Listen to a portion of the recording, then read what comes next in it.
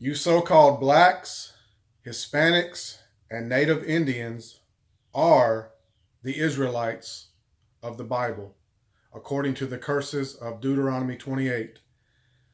And the simple fact of the matter is that my people have lied to you and the whole world about the Bible and have sought to paint their images over your images and to replace you in the Bible, which is your history, heritage, and culture.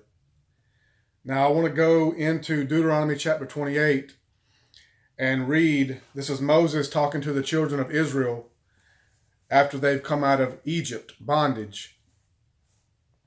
This is Moses talking to the children of Israel. Deuteronomy chapter 28, verse 1.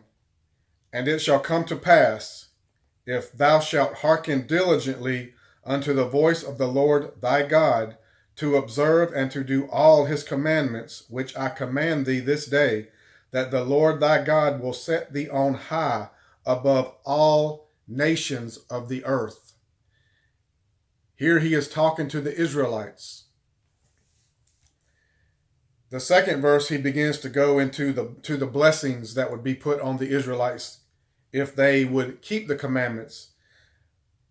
That says that they'd be blessed in the city, blessed in the field, and basically blessed in everything that they would undertake to do. They would lend to other nations, but not borrow, things of that nature. But in verse 15 of Deuteronomy chapter 28, it says, but it shall come to pass, if thou wilt not hearken unto the voice of the Lord thy God, to observe and to do all his commandments and his statutes, which I command thee this day, that all these curses shall come upon thee and overtake thee.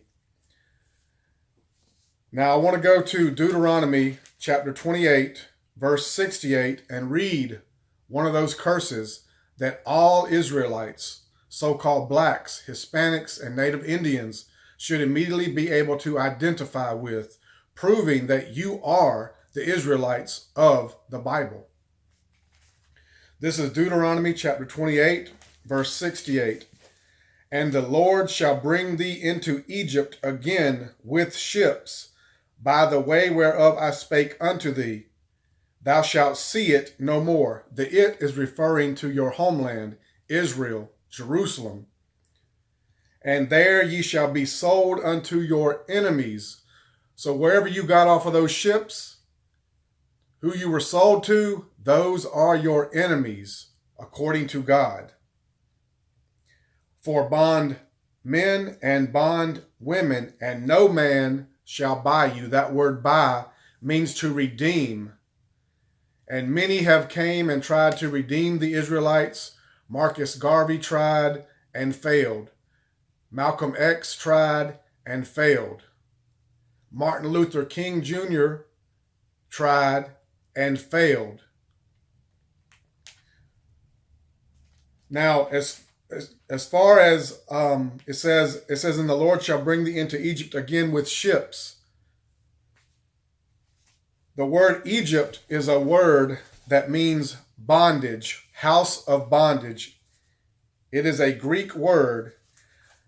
The Bible explains and proves itself. And I'm going to go to Exodus to prove that Egypt, that y'all being brought back into Egypt again with ships, is not referring to you going back into the land of Egypt literally again, but is referring to you going into slavery again. This is Exodus chapter 20, verse 21. I am the Lord thy God, which have brought thee out of the land of Egypt, out of the house of bondage. What is another word for bondage? Slavery. So the reason that the Israelites went into slavery is because they chose not to keep the covenant that God made with them and them only.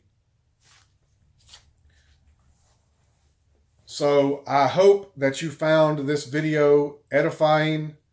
I hope that it helps to wake the Israelites, the so-called blacks, Hispanics, and Native Indians, who, according to the curses of Deuteronomy chapter 28, are the Israelites of the Bible. And with that said, I'm going to say shalom, and I will see you again in the next video. Thank you for watching. Israel, it's time to wake up and repent.